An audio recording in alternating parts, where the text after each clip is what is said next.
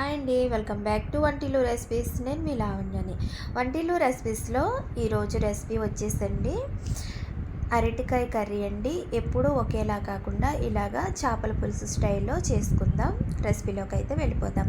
Okay, మన channel ఎవరైనా first time చూస్తుంటే ప్లీజ్ సబ్స్క్రైబ్ చేసుకోండి. నేను చేసే ప్రతి వీడియో మీకు నోటిఫికేషన్ ద్వారా వస్తుంది. ముందుగా అరటికాయ ముక్కల్ని ఇలా చేప ముక్కల్లా కట్ చేసుకొని 1/2 table spoon salt, 1/2 table spoon కారం, 1/2 టేబుల్ స్పూన్ వరకు పసుపు వేసి బాగా కలుపుకొని పక్కన పెట్టుకోవాలి.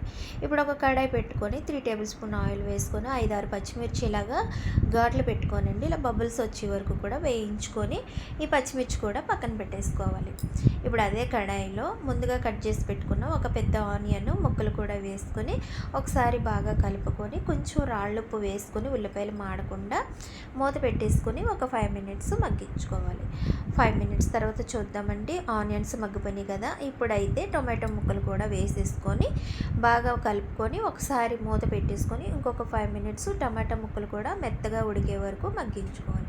5 మినిట్స్ తర్వాత టొమాటో ముక్కలు బాగా మగ్గిపోయినాయి కదండి. మనం ముందుగా ఉప్పు, కారం, పసుపు కలిపి పెట్టుకున్న అరటికాయ ముక్కలను కూడా వేసేసుకొని ఈ మిశ్రమం అంతా ఒకసారి బాగా కలుపుకొని మూత పెట్టుకొని ఆయిల్లోనూ ఒక 5 మినిట్స్ మగ్గించుకోవాలి అరటికాయ ముక్కల్ని. ఓకే, బాగా మగ్గిపోయినాయి కదండి అరటికాయ ముక్కలు. ఇప్పుడు కర్రీకి సరిపడగా మనం వాటర్ అయితే పోసుకోవాలి. అది బాగా కలిపేసుకొని ఇప్పుడు మూత పెట్టుకొని ఇంకొక 10 మినిట్స్ అయితే కుక్ చేసుకోవాలి. 10 నిమిషాలు అయిన తర్వాత చూద్దామండి. అరటికాయ ముక్కలు సగం వరకు ఉడికిపోయినాయి కదా. ముందుగా మనం తీసి పెట్టుకున్న చింతపండు గుజ్జు కూడా వేసేసుకునండి. ఒకసారి మిశ్రమం అంతా బాగా కలిపేసుకొని ఇప్పుడైతే మూత పెట్టుకొని ఇంకొక 10 మినిట్స్ కుక్ చేసుకుందాం. ఇప్పుడు మసాలాకి అయితే చూద్దాం. 5-6 వెల్లుల్లి రెబ్బలు వేసుకొని 1/2 టేబుల్ స్పూన్ జీలకర్ర వేసుకోవాలి. 1/2 టేబుల్ స్పూన్ వరకు గసగసాలు వేసుకొని ఇప్పుడైతే ఈ మసాలాని మెత్తగా రుబ్బుకోవాలి. ఈ మసాలా మనం పులుసు మరిగేటప్పుడు వేసేసుకోవాలి. ఓకే, కర్రీ అయితే చూద్దాం ఒకసారి.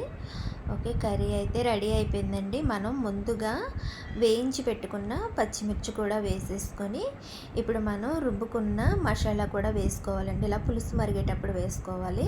మూత పెట్టేసుకొని ఒక 5 మినిట్స్ అయితే మనం మసాలా పచ్చివాసన పోయేంత వరకు ఉడికించుకోవాలి. లాస్ట్లో కొంచెం కొత్తిమీర గార్నిష్ చేసుకుంటే వెరీ సింపుల్ అండి, టేస్టీ రెసిపీ అండి. అరటికాయ కర్రీ చేపల పులుసు టేస్ట్లో చేసుకున్నాం కదా. టేస్ట్ అయితే చాలా బాగుంటుందండి. ఒకసారి మీరు కూడా ఇలా ట్రై చేయండి. మీకు ఎలా వచ్చింది అన్నది నాకు కామెంట్ సెక్షన్లో తెలియచేయండి. ఓకే, మా రెసిపీ మీకు నచ్చిందని అనుకుంటున్నాను. నచ్చితే లైక్ చేయండి, షేర్ చేయండి. వంటిల్లు రెసిపీస్ ఛానల్ని సబ్స్క్రైబ్ చేసుకోండి. మరిన్ని రెసిపీస్ కోసం మన ఛానల్ చూస్తూ ఉండండి. Thanks for watching. నెక్స్ట్ వీడియోలో కలుద్దాం.